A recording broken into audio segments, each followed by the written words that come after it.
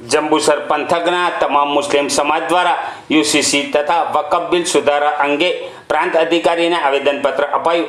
અહેલે સુન્નત વ જમાઅત વકફ કમિટી, જામિએ ઉલમા તથા જમાઅત અહેલે હદીસ દ્વારા ગુજરાતના યુનિફોર્મ સિવિલ કોડના અમલ તથા વકફ સુધારા બિલ 2025ના વિરોધમાં જંબુસર શહેર અને તાલુકાના સમસ્ત મુસ્લિમ સમાજ દ્વારા કાળી પટ્ટી ધારણ કરી પ્રાંત અધિકારી ડોક્ટર SM ગાંગુલીને આવેદનપત્ર આપવામાં આવ્યું હતું। આ પ્રસંગે મુફ્તી અહમદ દેવલવી, મૌલાના અખ્તર, હાફિઝ ઇલિયાસ, મુફ્તી અમજદ દેવલવી, ગ્યાસુદ્દીન કાઝી, અસલમભાઈ સાયકલવાળા સુરત, સાકિરભાઈ મલેક, અનીસભાઈ વકીલ, અનવરભાઈ સૈયદ, ઇસ્માઇલ પટેલ, હનીફ શેખ, ઇરફાન પટેલ, જાકીર શેખ, માજી ધારાસભ્ય સંજયભાઈ સોલંકી તથા તાલુકા પ્રમુખ શરદસિંહ રાણા સહિત ઉપસ્થિત રહ્યા હતા।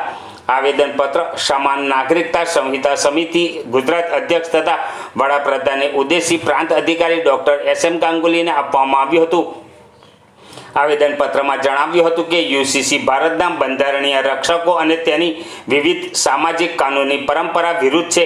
વ્યાપક સર્વસંમતિ અને સાવચેતીપૂર્વક વિચારણા કર્યા વિનાનો અમલ ધાર્મિક સ્વતંત્રતા, સાંસ્કૃતિક વિવિધતા અને સામાજિક સંવાદિતાને જોખમમાં મૂકી શકે છે।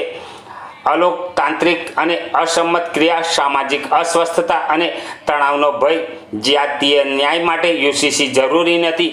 યુસીસીએ સરકારની પ્રાથમિકતા ન હોવી જોઈએ। ગોવા મોડલ વ્યવહારુ ઉદાહરણ નથી। ક્રમિક અને સલાહકારી અભિગમ અપનાવવો જોઈએ।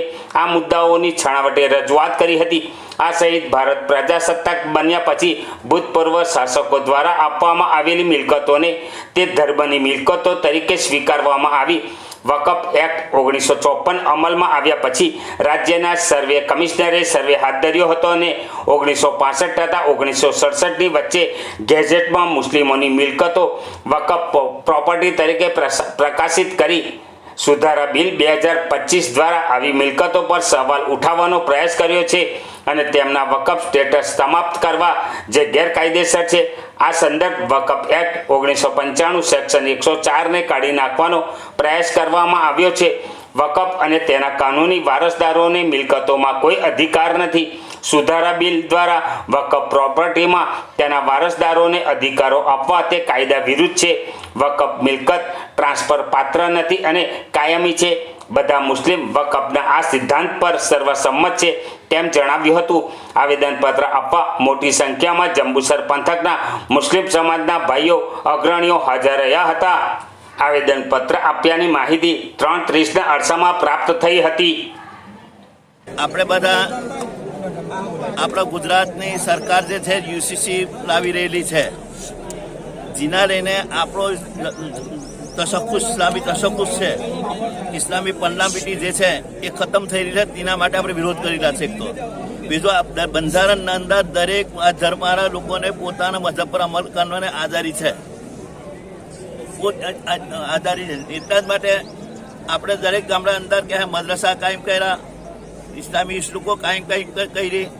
હવે આ લોકો એ બધું ખતમ કરવા માગે છે ને પોતાનો મذહબ જે છે એ આપણા પર થોપવા માગે છે। એને ફોલો કરો તમે। જેવી રીતે તલાક છે, નિકાહ છે, વિરાસત છે, આપણા પોતાનો લો છે, બીજાના લો પર આપણે શું કામ મન કરીએ? એટલે આ બધી આપણું જે છે તે ખતમ કરવા માંગે। તેના અનુસંધાનમાં આપણે વિરોધ કરવા કાળી પટ્ટી બાંધીને એક આવેદનપત્ર તૈયાર કરીને આપવાના ભેગા થયેલા છે। એટલે આપણે બધા શાંતિ વિચારવાની છે। આપણે જે મકસદ માટે જ્યાં આ રીતે આપણો મકસદ હાંસલ થાય મેં એને પર વાત ખતમ કરું। અલ્હમ્દુલિલ્લાહ રબ્બિલ આલમીન। ઇસ્લામ ધર્મ એ 1450 વર્ષથી પવિત્ર કુરાન અને એના બનાવેલા નિયમોને આધારિત અમે બધા મુસ્લિમો એને ફોલો કરતા આવીએ છીએ। ચાહે અમારા લગ્ન પ્રસંગ હોય, છૂટાછેડા હોય કે વિરાસતનો પ્રશ્ન હોય, એ દરેક બાબતોનો ઉલ્લેખ અમારા કુરાનમાં છે અને 1450 વર્ષથી અમે કરતા આવ્યા છે। આ દેશમાં રાજપૂતોનો રાજ હતો, એમને પણ કોઈ દિવસ અમને ડિસ્ટર્બ નથી કર્યા। અંગ્રેજોના શાસને કોઈ દિવસ ડિસ્ટર્બ નથી કર્યા। કે દેશ આઝાદ થયો આજે 80 વર્ષ થવા આવે છે, છતાં કોઈ સરકાર અમને એમાં અડચણરૂપ ના બની કે દખલગીરી ના કરી। પરંતુ આ ભારતીય જનતા પાર્ટીની સરકાર જે મુસ્લિમો પર યુસીસી લાવીને જે થોપવાનો પ્રયાસ કરે છે એનો અમારો વિરોધ છે। અને 15 એપ્રિલ સુધી યુસીસી સમિતિ અમારી પાસે જે મંતવ્યો માંગ્યા છે એમાં જંબુસર સહિત ભરૂચ જિલ્લાના તમામ ગુજરાતના તમામ મુસ્લિમોને હું અપીલ કરું છું કે આપણો મેક્સિમમ વધુમાં વધુ વિરોધ 15 એપ્રિલ પહેલા યુસીસી કમિટી સમક્ષ મુકાઈ જાય લેખિતમાં, એ આપણે બધી તકેદાર રાખવી છે.